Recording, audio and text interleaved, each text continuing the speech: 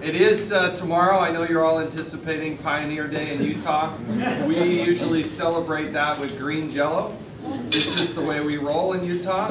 It's just a tradition, and so it is a big deal if you're in Utah. So we look forward to being there for that. I'm still kind of pinching myself that I get to do this. Before I came to Congress, I really did study what the committees look like and who did what. I found this little committee that has the ability to investigate anything at any time. And I thought, wow, okay, so if you want to do everything, you want to get on the Oversight and Government Reform Committee. So when I showed up and I talked to John Boehner, and at the time Eric Cantor and Kevin McCarthy, and they said, well, what's your biggest interest? And I said, well, Oversight and Government Reform. And they said, oh, that's available. You know? Okay, all right, so, and then after my first term, I visited with John Boehner. He said, hey, listen, you did great. I'll put you on any committee you want, and we think that, if you want to be on appropriations, we'd really like to put you on appropriations. And I said, well, can I also be on oversight? He said, no, you can't do that. And I said, well, then I'm not doing it. And he said, you know what, you're smart, because most people don't focus on it. I said, look, I want to try to become the next chairman. If it's about seniority, and then, just tell me now, and I'll have to wait it out. But if it's about who's going to be working hard, rolling up the shirt sleeves, getting after it, focusing on the committee, then I'd like to give it a go, even though I'm pretty young around here. And he said, no, it's I believe in that. And if you look at John Boehner's background, the speaker, he jumped over a few folks too in his becoming the chairman of Ed and Workforce. And so we did it, and we were successful and very fortunate. And it's really interesting, if you study the committee, and you look back at its foundation in the early 1800s, the Congress, in its wisdom, set up this committee to oversee the executive branch. And we talk about checks and balances when we go to school. Well, what does that really mean? And so when you talk about the executive branch and the legislative branch and how you oversee that, back in, I think it was 1814, the Congress set up this Oversight Committee, different name back then. And it expanded and contracted. At one point there were 17 different committees that fell into this category, and then they contracted them back. Move forward to the mid-1800s, and there was a gentleman from Illinois, a young Abraham Lincoln, who came to the United States Congress. And the committee they put him on is today's modern-day Oversight and Government Reform Committee. And an interesting note about Abraham Lincoln, when he got here, days after he got here, he earned a nickname, and that was Spotty Lincoln. They kept calling him Spotty Lincoln, because at the time, the Mexican-American War was raging, and Abraham Lincoln did not believe President Polk when he said that the Mexican-American War broke out on U.S. territory. And so Abraham Lincoln kept challenging him and saying, no, Mr. President, I want to know exactly, tell me exactly where those shots were fired. Because, anyway, he gave it, at least we know, 9 different speeches about this, and just was dogged in his approach to the president. Ends up that Abraham Lincoln was right. That the shots were actually fired in Mexican territory, not in U.S. territory. It didn't get sorted out till years after that war had kind of come and gone. But it was inspirational to me that that's what you're supposed to do. We're not supposed to be there as a cheerleader for the executive branch. Now, how you do this, I would argue, is very important. And politics is the art of persuasion. And you're not there, in my opinion, to just be the person that yells and screams and figures out how to creatively call somebody a bad name. I really do believe that most issues can be bipartisan, and that you do need to reach out and work with the other side.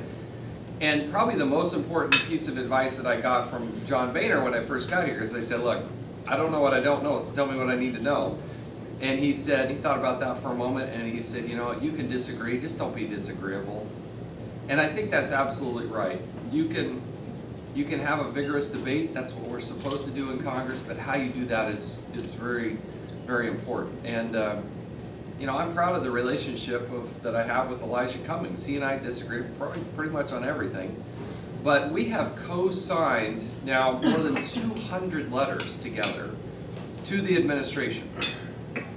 And I tell you, when the Oversight Committee sends a letter to the administration, it's usually not a thank you note. It's usually, and so the idea that we have done this together, we've had great success. We've actually, more people have kind of had to leave the administration, I think, than most we've seen in the past. Everywhere from the DEA administrator, if you remember, that was an incident that happened back in 2011. We kind of resurrected it and challenged why she was administering it the way she did.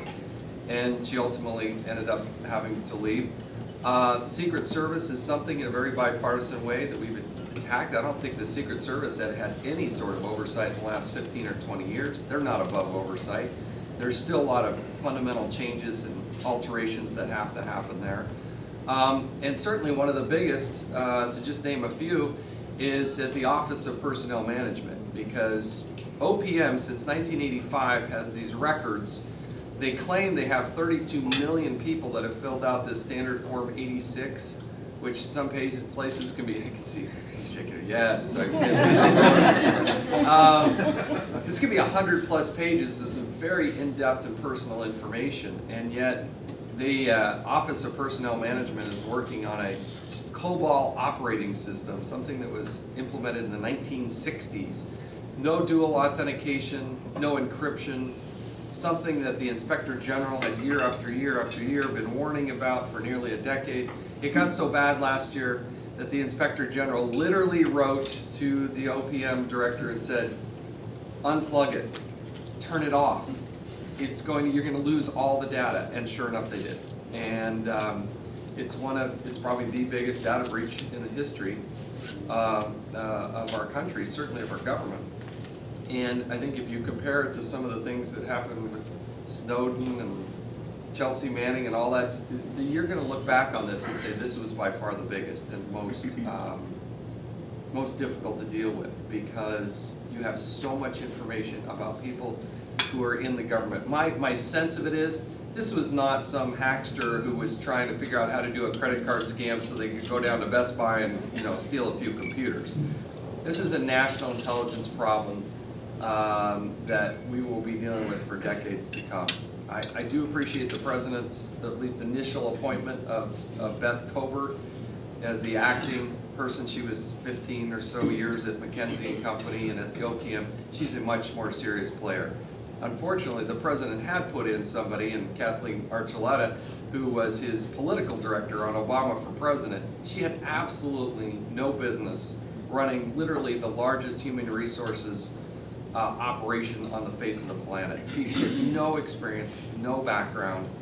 I'm sure she was a very nice school teacher, because she was literally a school teacher. But she had no business operating, no technical background whatsoever to deal with these major computer issues.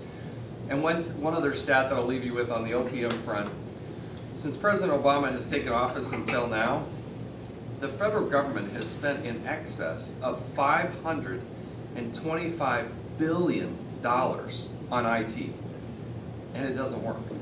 It doesn't work. And our committee is going to continue to look at that. It's not the sexiest, biggest headline, but I don't know how you can spend $500 billion and literally have the IRS, they still in part use a DOS operating system. You have a patent office who just got like Windows 97. They don't even service Windows 97 anymore, and yet they just got it. So the procurement process is really, really broken in this regard. And then probably the biggest thing our committee is looking at is the IRS. You had political targeting that is factual at this point. There's no ifs, ands, or buts.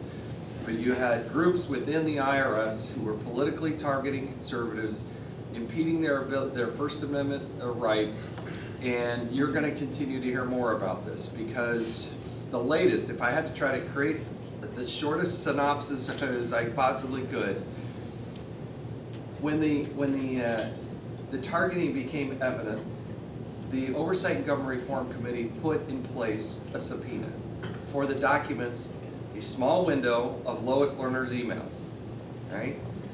Internally, the IRS put a preservation order in place. Don't destroy or get rid of any documents.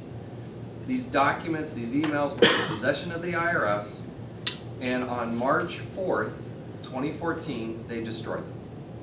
Now imagine if the IRS had given you a summons, and for you to produce your documents, you had them in your possession, and then you destroyed them. What would happen to you?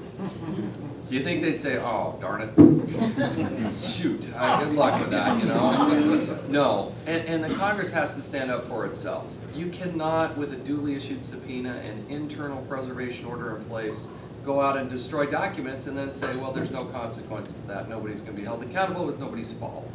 That's essentially what we've heard from this president, who has said repeatedly there's not even a smidgen of corruption. He was on The Daily Show with Jon Stewart the other night and said, well, you know what the real scandal is? The real scandal is that the IRS is underfunded. They need more agents and more people, and this is a ridiculous law. Congress passed a bad law. I learned something about this. You know, this ridiculous law that the president's talking about was passed in 1913.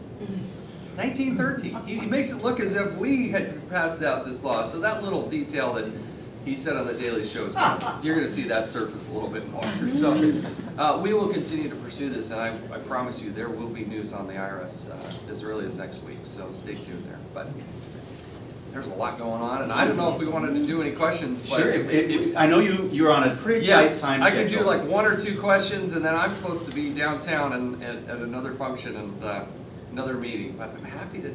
There's a question. Robert Dibley, you did such a great job. You can have the first or the second to the last question. Yes. I'll take the first one. Marketplace fairness, your other assignment on Judiciary Committee. Yes. We're going to get that over the. So I'm also on the Judiciary Committee. I'm not an attorney. So you see, if I say that in my town hall meeting, I get like a standing ovation. So I know it's a group full of attorneys here. There has been an issue percolating for a long time that creates a lot of conflict, and that is how to deal with the sales taxes, online sales taxes. And a very difficult issue. The Senate have dealt with this in what's called the MFA, and 77 senators voted for it, came over to the House, but we really didn't quite like this. To me, this is an issue of fairness. It has to do with parity and a fundamental question about how states are going to be able to, or not be able to, tax transactions that happen over the internet. Because if you have physical presence, you owe the local sales tax. But most people don't realize this. If you purchase a good over the internet, you do owe your state a use tax. There is a line on that form. Now, literally, statistically, less than 1% of Americans actually fill that part of it out. But it is something that is very offensive to those on Main Street, not just the big box retailers, but I might state a small place called Allen's Camera Shop. People come in, they try the camera, they ask the salesperson, they got all kinds of questions, they need to figure out how to use it. They go on their mobile phone and say, all right, I'll order this online. And then they get it and they try to bypass the sales tax. We want to empower the states to be able to make the decision on how they handle sales tax. 5 states in the United States have no sales tax. They have no sales tax. Just think there should be parity. That if you are ordering a good wherever you're taking in possession, same person, same good, exact same product, you should have to pay your fair share. In the state of Utah, we've already passed legislation at the state level that says we're going to broaden the base, lower the rate. So as revenue comes into this account, we're actually going to lower the overall sales tax rate. To me, that's just good conservative principles, that you broaden the base, you lower the rate, you seek for parity, and empower the states to do this. So it is a complicated issue. It gets demonized in this, oh, you're taxing the internet. No, we're not taxing the internet. This bill got referred to the Judiciary Committee because it's an interstate commerce issue. If it was taxing, it would go to Ways and Means. It didn't go to Ways and Means. So anyway, we're neck deep in that issue, and something has to give. Something has to give. Appreciate the leadership. I gave a long answer on that one. So listen, thank you.